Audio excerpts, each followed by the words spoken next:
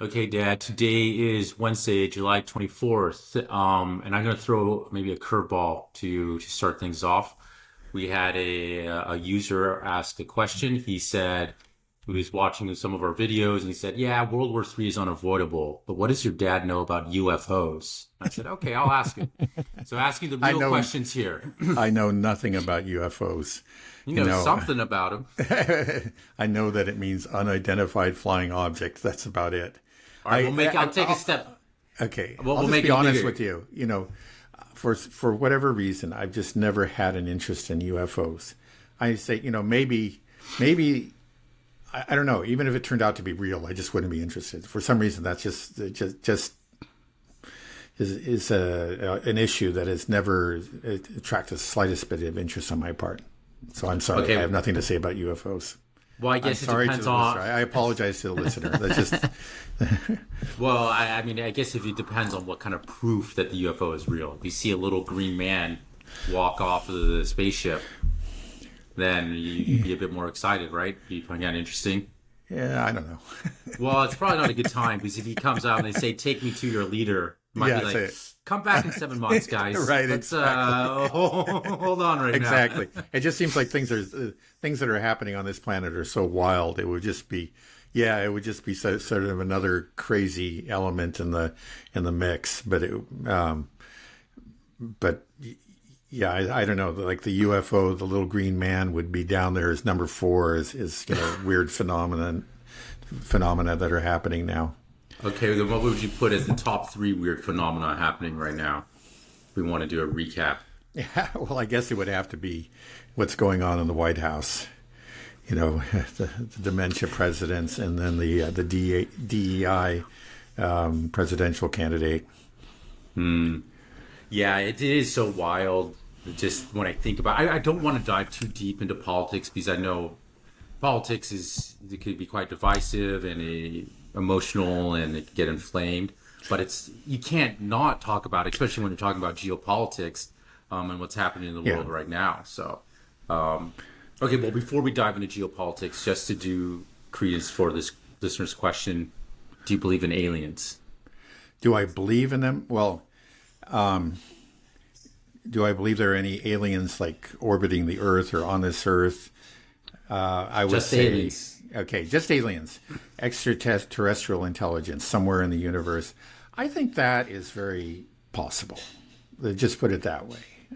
I think it almost seems likely that this universe is so large that, I'm a theist to say that God created man, but that he made. Why can't I say that he couldn't have created an intelligent being somewhere else in the universe? I think that is quite possible, something he chose to do. So, What about have they ever come to Earth? I And don't then know. I'll stop. I'm sorry. Then, okay. All right. Well, we'll move on to our standard geopolitics stuff.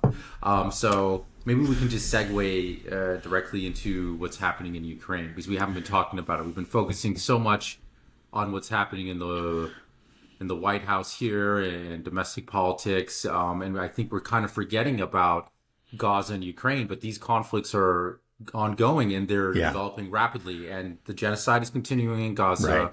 Right. The war Yeah. is continuing in Ukraine, and it seems like just some news updates saw is that Zelensky is saying we need to get a peace deal soon, ASAP. Sounds like he is realizing that they're in trouble. Maybe you can confirm that, elaborate on that. Yeah, he's made noises about negotiating, about a peace deal. But then when you scratch below the surface, you don't find any real change. I think he still is touting his peace plan, his so-called peace plan, which was the basis of, these recent so-called peace conferences, like the most recent one in Switzerland.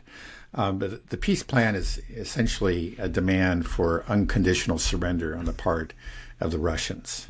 And it's just absurd. He's clearly the losing side, and he's demanding the winning side to capitulate, to surrender, return all territories, pay hundreds of billions, if not trillions, in reparations, to hand over Putin, for some kind of war crimes trial. And this is obviously just pure fantasy. And he hasn't, at one point he says, I give up on that. That was silly. We can negotiate anything. Then I would say this is serious. Now, just the fact that he's making some noises, maybe that indicates that, okay, it takes a long time for these ships sometimes to turn around. He's not admitting to anything substantive, or proposing any substantive concession, but just the fact that he's talking about negotiations. It may be that it shows that he knows somewhere down the road he is going to have to enter into real negotiations. We're just not there yet. So even now, he's still holding the position that I haven't Russia seen has any to leave all of them, including Crimea, and then pay reparations, and we have to get rid of Putin. That's still his position, even though if you can find any evidence that he's actually willing to compromise on that, you give it to me. But I haven't seen it, and it's just like I just saw a headline saying that Zelensky wants peace ASAP. Yeah, well, he'll say things like that, but then his peace is Russia surrenders.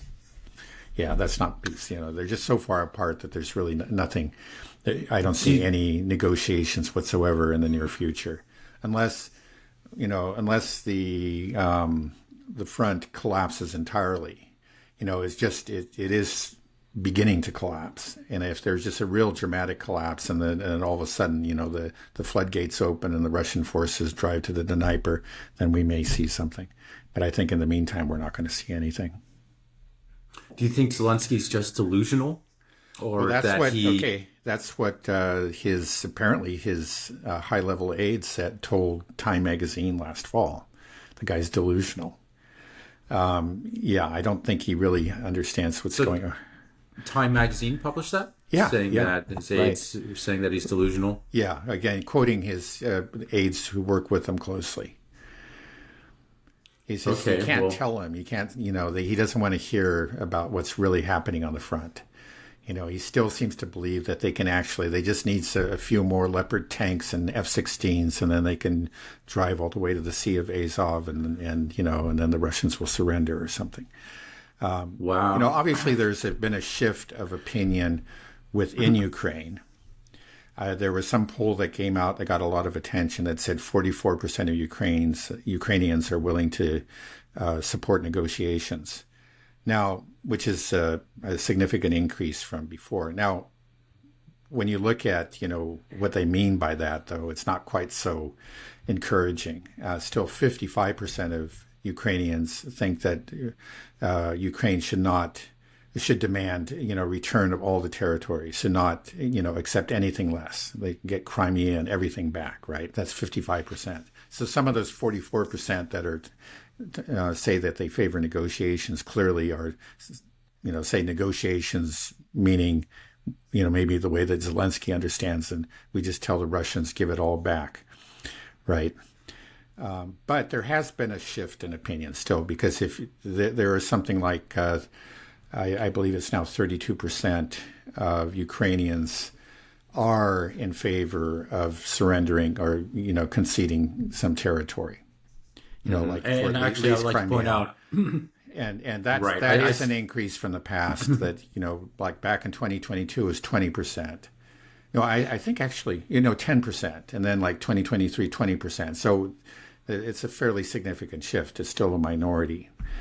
And then go ahead. I was just going to say that poll that you're quoting that said 32% of Ukrainians are open for territorial loss in order to achieve peace. That poll was taken in May, and so it's been a couple months, and really I think we've really seen the real increase in June and July. Right. This one casualty numbers have been skyrocketing. After Avdiivka, but Avdiivka, right? Yeah, but before Ocheretino, or maybe Ocheretino was just beginning, and then and certainly before Toretsk, which had been major breakthroughs. This poll was taken in before these major developments. And then I think you also need to point out that it was done over the phone.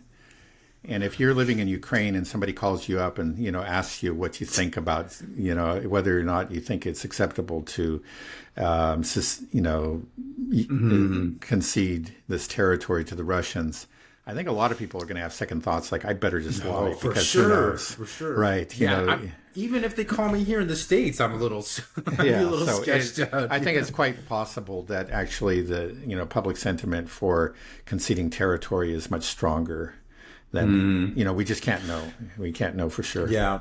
Well, but in any case, it does show an increase. More people are willing to say that over the phone.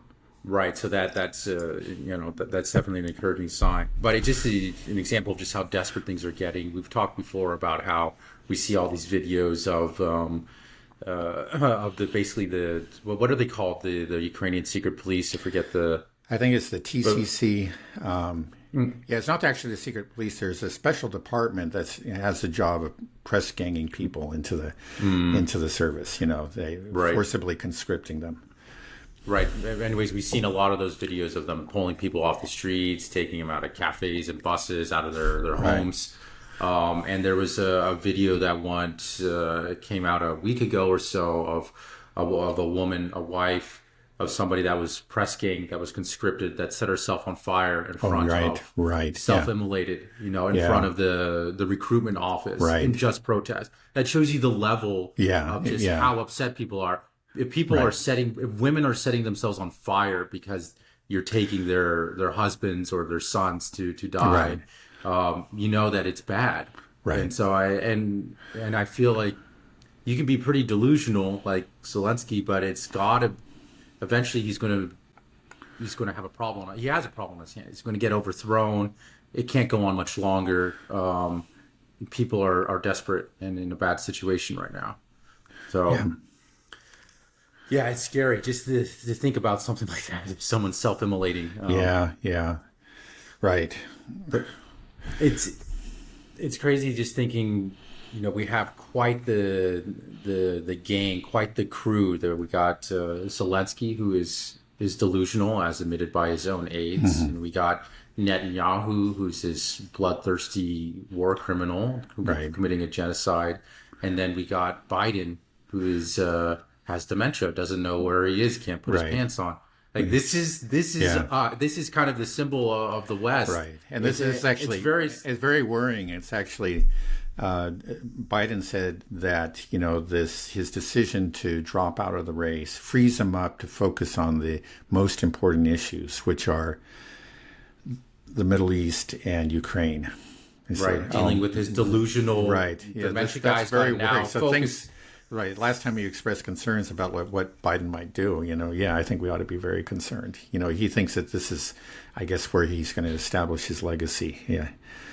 Well, yeah, it's like what I was saying. I think there's a good chance he might just start chucking Hail Marys, because his legacy right now is that he is the president that everybody says has dementia, and he refuses to believe it, and has been an absolute failure and had the most abysmal public debate performance in history, televised around the world. That's got to sting. We've all done embarrassing things in our lives. Right. But that one, that's up there at the top. Yeah. I mean, no, I do embarrassing things on this program here, but it's not in front of the whole world. It's not, 200 million viewers or whatever. Right.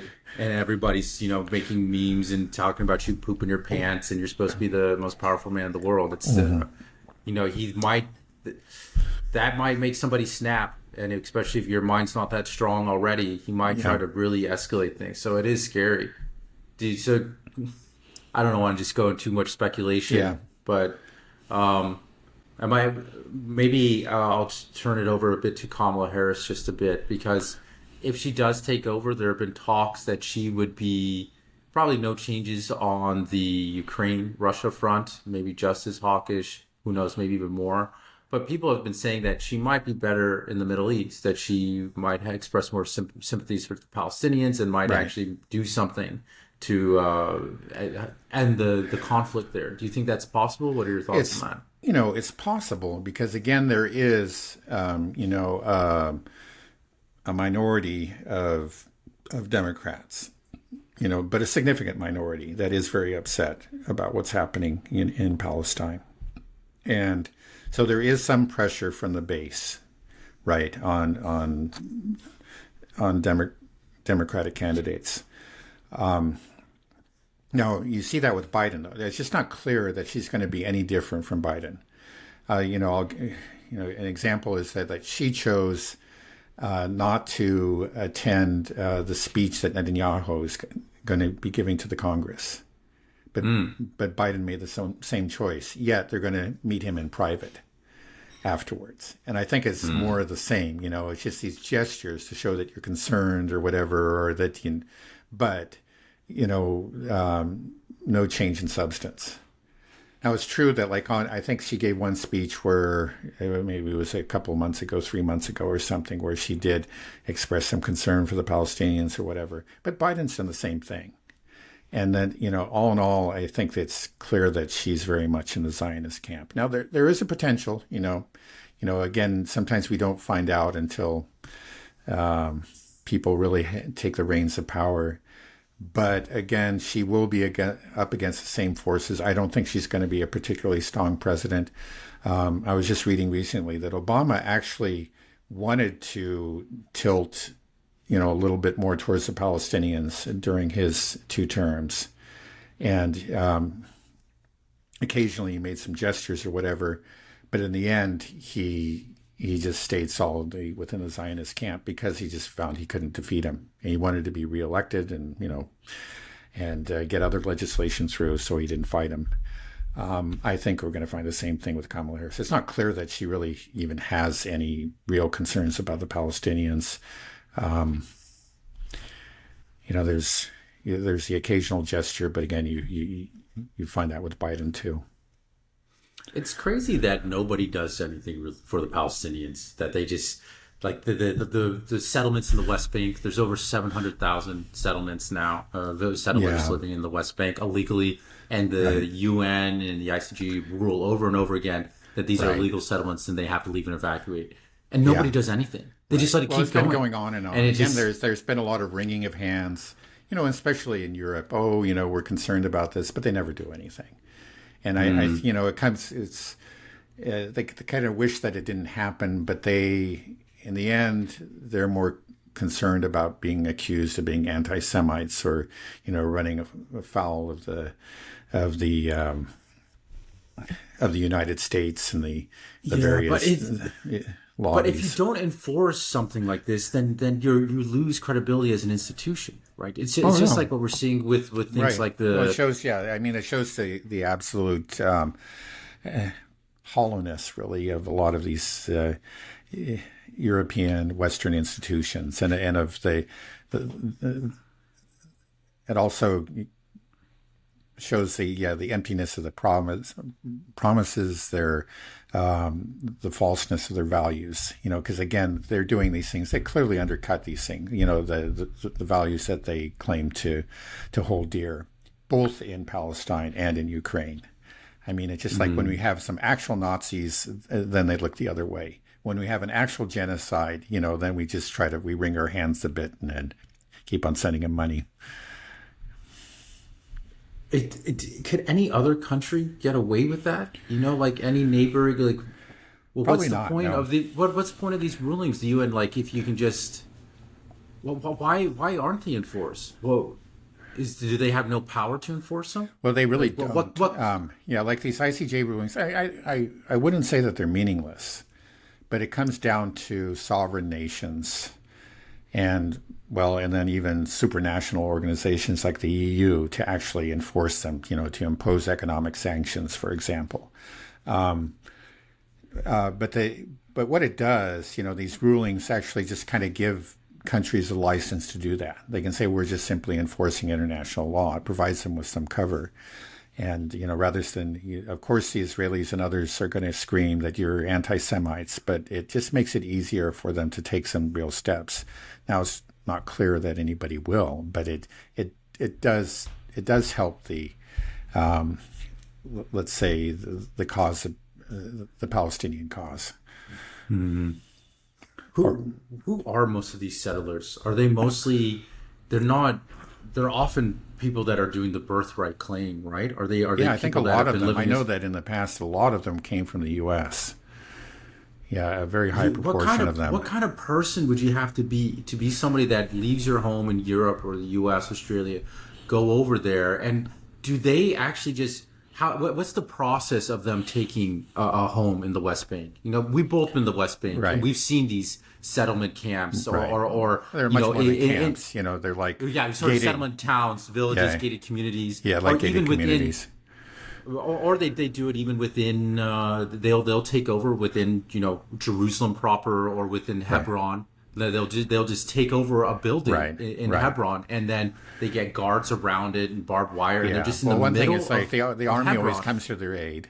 I mean, that's one thing is that the army has their back. I mean, they know that, and if there's ever a conflict, if they gun down a Palestinian child, which they do quite regularly during the last several months, I think since October 7th, it's been I believe 125 children, or no, 250, something like that. A very high number of children have been killed in the West Bank alone. We're not talking about Gaza, of course, where it's many thousands, but in the West Bank, just children gunned down. And that's a huge increase. Yeah, it's a 250% increase over the previous period of a...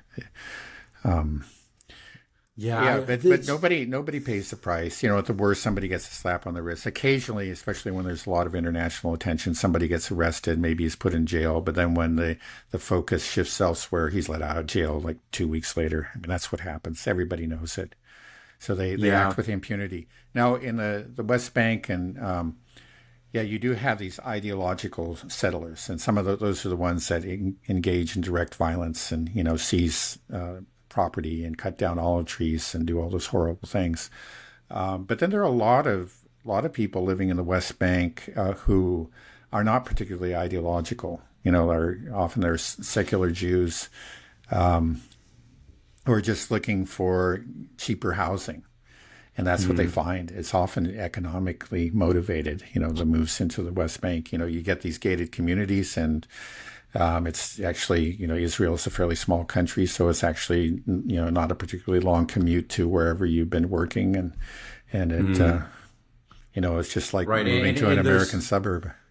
Well, but they're subsidized as well by the Israeli government. Yeah, that's right. So this is why that's right. There's this economic incentive, right? I could see, if you just think about it, like if you are a young Jew living in New York, you're down on your luck, can't find a good job, you're 20 years old, and then the state of Israel says, we'll pay for your trip to come out here, your birthright, we'll do everything. And then it's a 2-week just basically sales pitch, just like when you get that, like, hey, you want to buy a timeshare? It's basically the same type of thing here. Because they take you and they show you around how great it is and how you need to, as a good Jew, to come here and bolster the state of Israel. And you're having troubles finding a good job or a home in the U.S. Nowhere you can find yourself a nice Jewish girl here, get you a nice house in the settlement with other people. It sounds enticing, especially if you're unsure of your future. It's like, I can just do this and be with my people and get a nice house and think I have a nice life.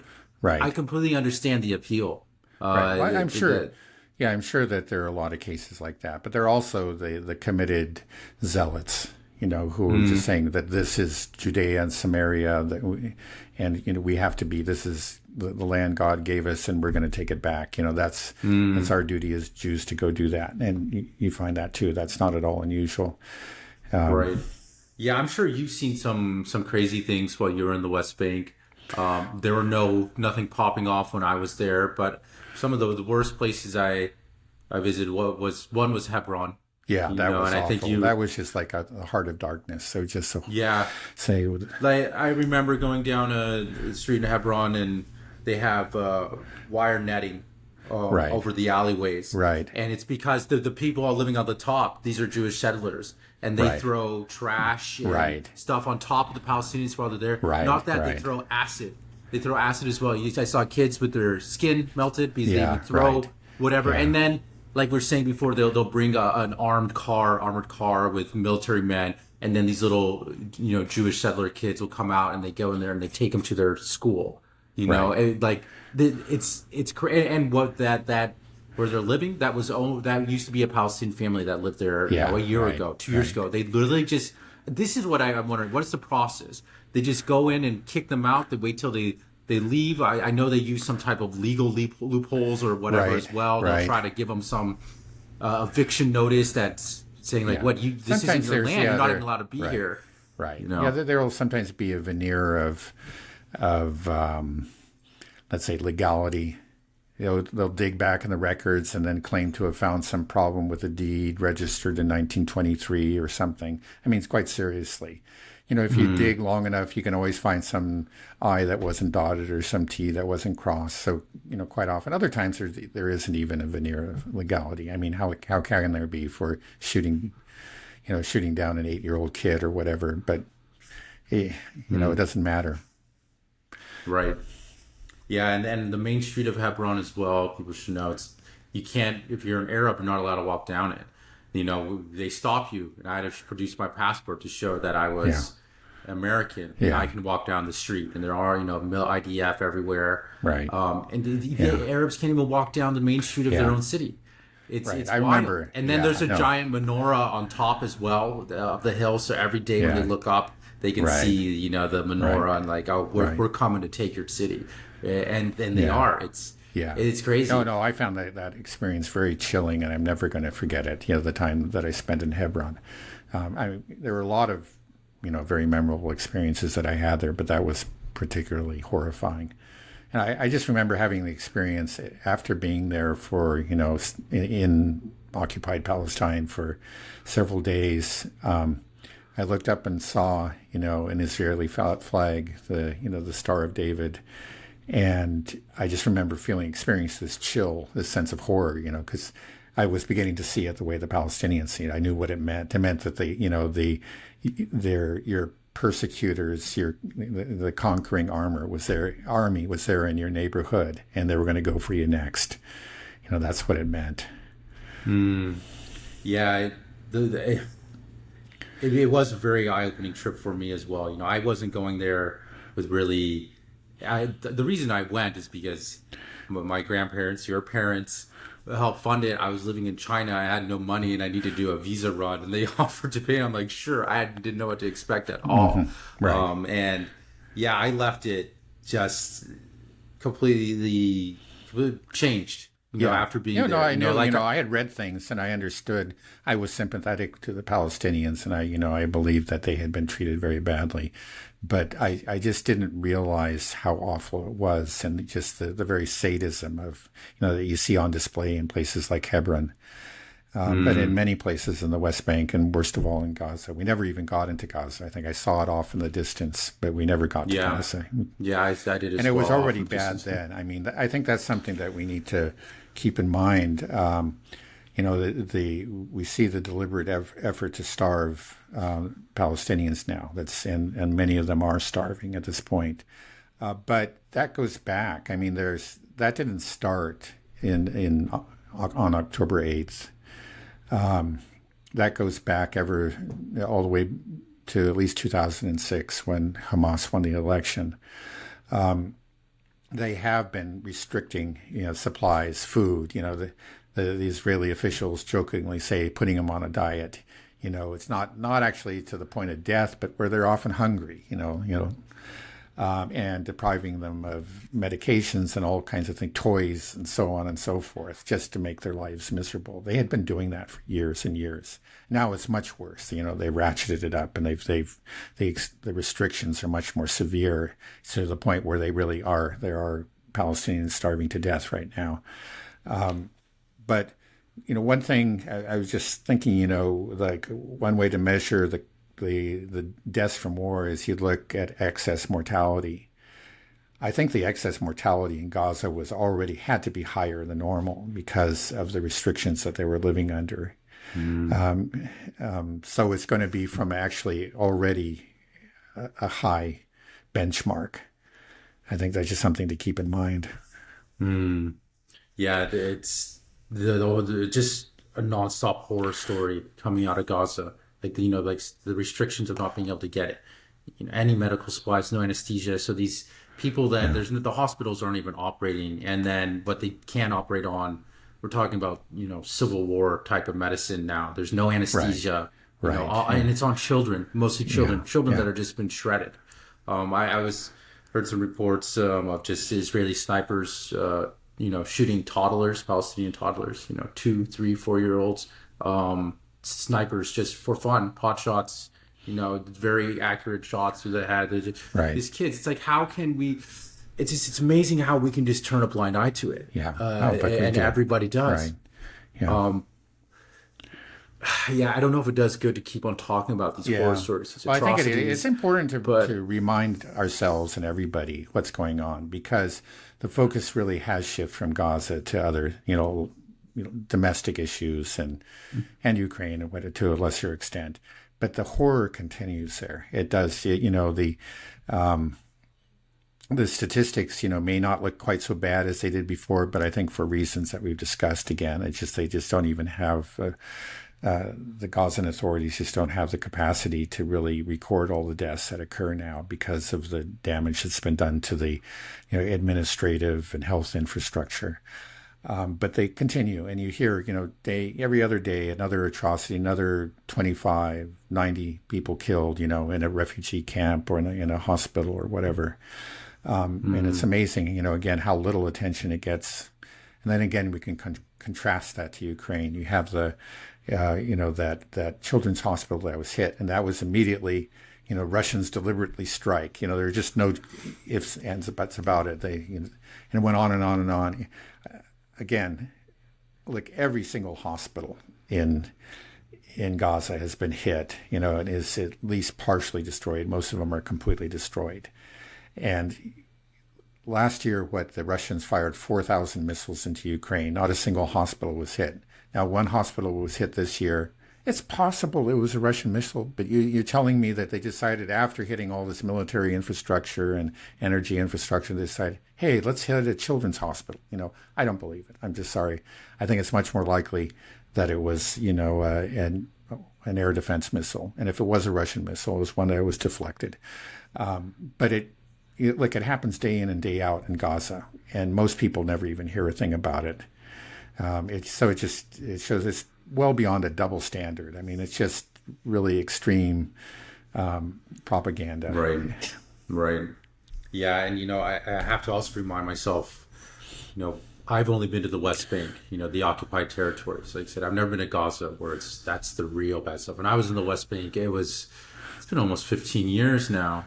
Right. Maybe not quite that, 13, 14, I don't remember exactly, but yeah, it was always awful back then, but it wasn't when things are popping off now. I just want to share one other story. I don't even know if I've told you. I believe we were in there's a little village outside of Bethlehem.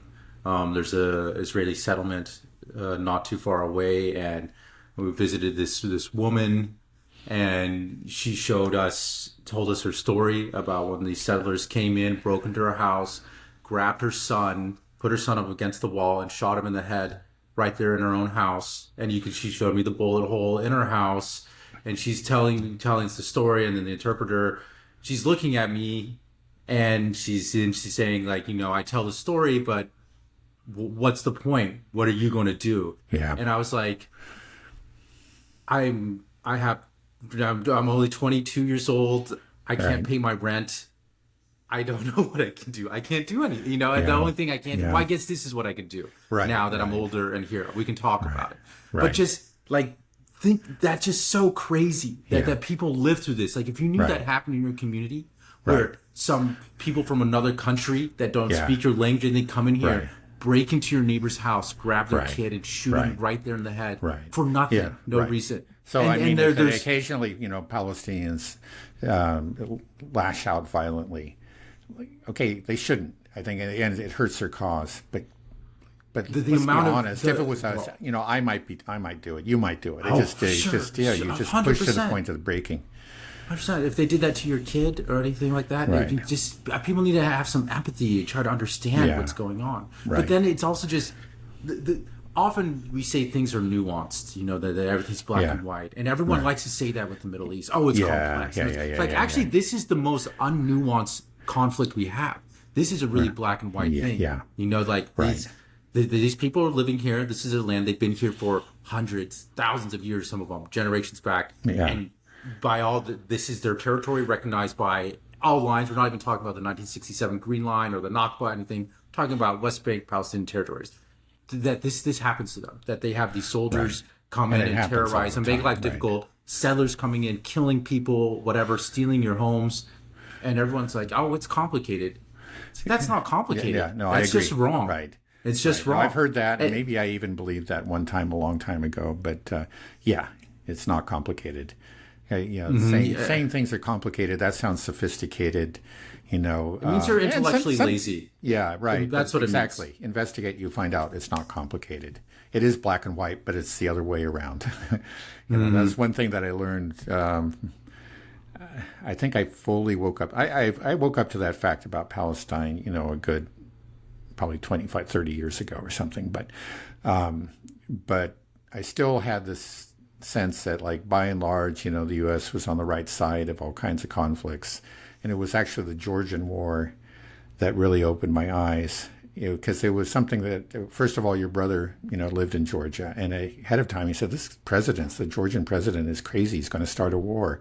And he came back and he did start a war. And we were watching it in real time. Your brother knows both Russian and Georgian. And he was reading things and in real time, observing. And it was just clear that this was an attack by the Georgians. And then I was, turning on the TV or whatever, going to mainstream news sources, and Russia invades Georgia. And you say, wait a second. I mean, Georgia actually attacked, they killed Russian peacekeepers, attempted to wrest this territory away, and Abkhazia and Ossetia. Yeah, and Ossetia, South Ossetia. And so I was just really struck. Wait a second. I mean, this isn't like they're kind of giving it a spin or whatever. No, they simply are suppressing one side and spreading lies on the other side. It's so easy to do. Right. That's something that's, after that, I began to realize that, okay, yeah, sometimes it's like, I became very suspicious of all mainstream media. I just said, okay, it's not that they sometimes just spin it or they're kind of emphasizing one side or the other. Sometimes it's black and white, but, they flipped it. They're purveying the lies and suppressing the truth. And that's what I found, that more often than not, not always, but more often than not, that's the case when it comes to geopolitics. Right. Yeah. And the problem is that people they don't have the time to really understand these issues, but everybody wants to develop a very strong opinion on them very quickly. Right. And I'm at fault for that too. It's easy to get a reaction. And if you're, and that's why it's important to have a mainstream media that you trust, because they're supposed to be your eyes and ears. So I can kind of look at a headline and kind of just gauge, like, oh, this is what's happening in the world. Because nobody has the mental capacity or the time to understand every conflict in its totality. So this is why we're in such a mess. That how can we get mainstream media or to be reliable again? Like, without it, we're just going to be, we're in this sort of stage of chaos where people have to go out and float and find their own sources. But who knows if they land on something that's actually true? They may even go further off into the deep end. There's no real grounding force here. We have people that people respect, understand, other people demonize. If you want, you have Tucker Carlson or Joe Rogan or whatever are replacing mainstream media in some extent, but I still think you need to have in a healthy society, what you have, right? Yeah, right. Yeah. And can we recreate that? It's just another institution that's been hollowed out, like we were saying at the beginning. Another institution that's been corrupted, and that's our media. I don't know. I don't know what we're gonna do about that. Yeah, no, it's rough. I mean, it'll have to be built up again, but I just don't. Again, I think it's, you can see it happening at the edges. Like we say, like, trust in the media is at an all-time low.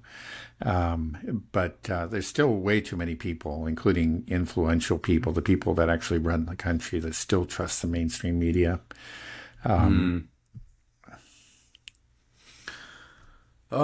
Okay, well, I'm going to maybe just mention one other thing about my experience in the West Bank, and then maybe you can share something from your experience. I think that's kind of interesting. I don't think I've actually really, even though we've both been to Israel and Palestine, I don't think we've actually really talked about it that much in person, because I've been living in China for so long, and it's not usually like dinner conversation you have. Just one last thing I just want to say is, when I was there in the West Bank, is I I noticed, and it was pointed out to me that all water is scarce in the West Bank, and so they have these water towers on the roofs of most buildings. But they're constantly, you can see there's always these patch jobs because the settlers are always shooting their water towers to make sure that they don't have enough water. And that's just something that's just another example of constant sabotage to make life as miserable as possible. And another thing that the IDF has been given orders to do within the West Bank is to, if you're not directly arresting or killing people, then you need to make life as miserable as possible for the Palestinians in hopes that they'll leave. And I saw a direct example of that when I was with my grandma, your mother. She went to get me buy a kifa for me, the Palestinian kifa, at this little Palestinian vendor. While she's in the store, the IDF soldiers saw that this little vendor was doing some commerce with us, came in, shoved grandma into the store, and then closed the store up and started berating the shop owner, and the shop owner is just trying to say, I'm just, they won't even let you business, it was crazy. I'm like, hey, that's my grandma. She's old. You can't be pushing her into the store, and she's a white woman. It's like, what are you doing? I just wish people understood what's going on. They go there. So many Christians are just like, oh, we got to go there and help them. Like, go there. See how they treat Christians. See how they treat anybody that's non-Jewish. Well, I think that's something that's really important to understand. It's just the daily harassment, the daily humiliation. That never makes the news. But those things happen every day, just about everywhere, on the West Bank. These people, if they ever want to go anywhere, I remember the checkpoints. They were like, they looked like cattle slaughterhouse chutes. They have to go through, and you see these big bars. We didn't have to go through them, but they look like a caged people, and that's just, figuratively, that's what they are, and they have to endure this humiliation daily, traveling within what's supposed to be their own land. I mean, not going into Israel, but from one part of the West Bank to another. Or even from one side of the city to the other. They'll build these walls directly through the city to try to make it as inconvenient as possible. So what used to take you maybe a 2-minute commute, now might take you 2 hours because they make you go all the way around through these checkpoints just to get to the other side of the town. Right. Yeah. No, there was, I guess, I'll just mention a couple of things. I remember one house. It was actually just an individual house that was almost entirely encircled by the wall. Now, this wall is massive. It's 10 meters high and 3 meters thick or something. And it looks very much like what it is. It's like the sort of wall that encircles the prison. And they just went around this one house. They went to great effort just to go around that one house. And, there's this little gap on one side, but on 3 sides, or maybe even more than 3 sides, they're enclosed by this house. Now they look out their windows, and all they can see is this prison wall. They used to have a view that it was actually part of Bethlehem. They used to be able to see the olive groves on the slope on the other side of the valley, but now that's what they see. And I think it's kind of it's a very fitting metaphor for the experience of all Palestinians now. And then there was a city, I think it was called Kalkia. And the city itself was just like this one house. It was almost entirely enclosed by that wall. It's just they made it. It was about, a circle is 360 degrees. It was probably 320 degrees of that 360 was the wall. And again, just enclosed. Again, there's it's a city that's. You look at, I living in my city, but I'm not free. What? I go to the edge of my city. There's a prison wall. I leave it. There's a checkpoint. That's those are 2 minor examples, but I think it just kind of drives home the experience of all Palestinians. Yeah, no, I mean, think about Americans. I get enraged when somebody cuts me off. Just driving, to the grocery store. I'm like, oh man, I'm ready to mess somebody up. Think about how these people feel every single day. Actually, since I mentioned the wall, I think it's important. I think a lot of people think, okay, well, what's wrong with the wall on an international boundary? Like Trump said he was going to build a wall. But that's not what this wall is about. Very little of it is actually on anything that could be an international boundary. It's not the green line, Right. It's not to demarcate. It goes deep into Palestinian territory and winds around and goes around people's houses, cuts people off from, their what used to be their farmland, olive groves, encircles the city, and it very purposely just divides and makes life difficult for the Palestinian. That's what the wall is about. Well, let's see if Israel invades Lebanon and then things change. Would 700,000 settlers. What we're talking about is right. This is going to end. There's no way this is going to end peacefully. I just don't see it. I don't. Those people are not. There are too many of those. Some of those, like we say, are just people looking for want to enjoy the subsidy or whatever. Those kind of people want to say, this isn't working out. Let's just get the hell out of here. Yeah, maybe. But there are too many of them are the fanatics, and they're gonna fight to the end. And it's going to be. There's no peaceful two-state solution. I'm sorry. I understand. There was a chance for it, maybe 25, 30 years ago, but that's gone. It's just gone. It's been gone for a long time, and it's just beyond gone at this point. Well, it feels like we're building up to a huge bloodletting in the Middle East. That's just what, we keep on talking about it. Yeah. Well, it's happening already in Gaza. Gaza, terrible bloodletting. But I think the West Bank. You never know. There could be. Who knows? But it's. I say that all the signs are still pointing that way, and it could be very well be in the next few weeks. If certainly in the next few months. I would say the odds are better than 50% that it's going to, happen like within the next few months. It seems like an optimal time for Israel to strike. I think, as you pointed out, first of all, it's the summer months. That's when the skies are clear and the Israelis can take advantage of their strength in the air. But then also, we're going to have Biden is on his way out. It looks like it's going to be Trump. You have a lame duck president. I think it's someone said that's the lamest of lame ducks, right? So it's going to be a very, very weak president who probably wasn't going to do anything to stop you anyway. This may be the optimal time for Netanyahu to strike. Right. Well, Netanyahu is in the U.S. now. He should be. I believe he's in the U.S. now. He's going to be talking to Congress today. So he's got to be there. I feel like maybe he's just going to be trying to seek assurances from Biden and Kamala. He said he's going to talk to them in private, and then he's going to go visit Trump, I believe, on Friday. Yeah. I think he's just trying to shore up his position and maybe tell them, let them know that this is what's happening, and we're going to do it. And this is election year, Kamala. If you want any chance of winning this election, you want this money. Right. If you're in power, you Biden, and if you're still around, this is what's happening. Yeah. If you want the Democrats to hold a seat, hold on to power, do it. And then he's going to go over to Trump and get assurances as well, and say look, you're going to win this, Trump.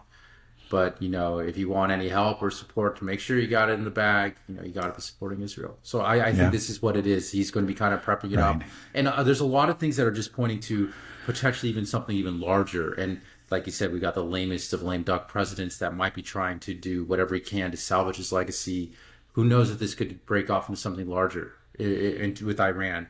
I almost feel like the fact that they had a breaking news story after the assassination to say that Iran was trying to assassinate the president. It didn't have to do with crooks, but Iran is obviously involved. I think that was in some way. A plant, right?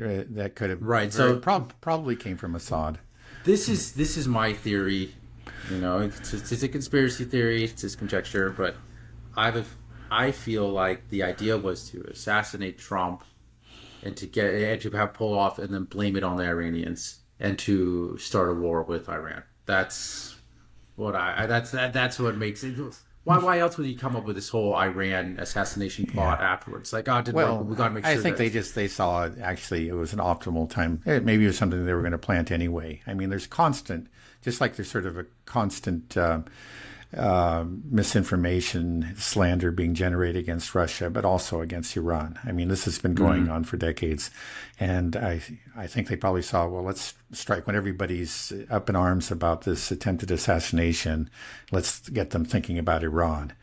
And I think that's all there is to it. I still am unconvinced by the conspiracy theory. You know, I'll have to see something really solid. I still go with just the, breathtaking incompetence theory. I used to think you were a smart dad. I don't know. Okay. Well, is there anything else that we'd want to cover or wrap up before we call it a day here? Well, no, I think we covered a lot. I think maybe next time we can talk more about Ukraine, but I think we did enough here. All right. Well, you are traveling to Portugal today, and then you'll be making your way over to Moscow before too long. Right. The schedule might get a little bit rocky here in the next next week or so. So we'll just work around your schedule, and we'll enjoy your trip. Have a good flight. I don't know what's going to happen in Portugal. I might not be able to do a show from there, but definitely once I get set up in Moscow, we can make it a regular thing again. Yeah, I'll do my best. We'll try to. I'm sure we'll be able to work something out over the next few days. Yeah. Okay. Sure. I think we will be. We'll just say that. I don't know what's waiting for me there. Yeah. Don't think you'll be able to make it because you're going to be 2 bottles deep into port or 2 bottles of all those port wine. Yeah, all those. Enjoy some port. No, I'm looking forward to that. It's good. Okay. All right. Sounds good. Well, great. Next podcast will hopefully be from Portugal then. So, all right. Looking forward to hearing what it's like. All right. Okay. Have a good day. Okay. Bye-bye. Bye.